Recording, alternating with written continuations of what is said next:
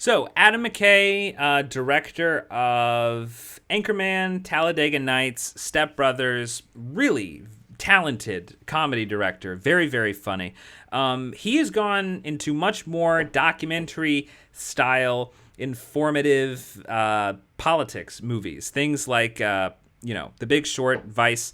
So, I think a big part that informs kind of what's going. He owned a production company with Will Ferrell, and they broke up. They had a pretty ugly split recently. And essentially what the split was, they had a production company and they had to kind of divvy the whole thing up. They're still tied on a few projects.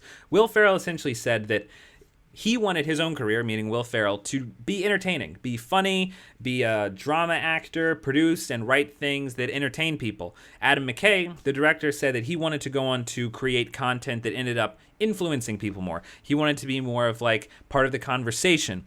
He wanted to actually change minds, change spirits, influence people. And I would say in terms of my commentary on all this, I feel like Will Ferrell is more of what the world needs right now. What Adam McKay is doing needs to kind of stop as soon as possible. Okay, look, The Big Short I thought was fine. It was fun.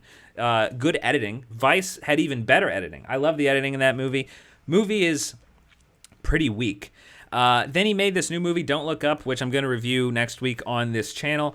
But again, it's a very... I feel like whenever a movie is telling a story and then they throw a message in there, no matter what you think of the message, it is mixing everything up and it's not any fun at that point. And even if it's something like, even Schindler's List, like sure, there's something you take away from that movie, but it's actually about something. It is not cramming something down your throat. It is telling a story. And sure, there are times where people disagree about certain things, but there's also a time whenever a storyteller decides to just shout at you, and that's not a lot of fun.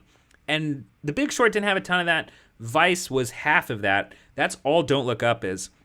He's got a Theranos movie that's coming out here pretty soon.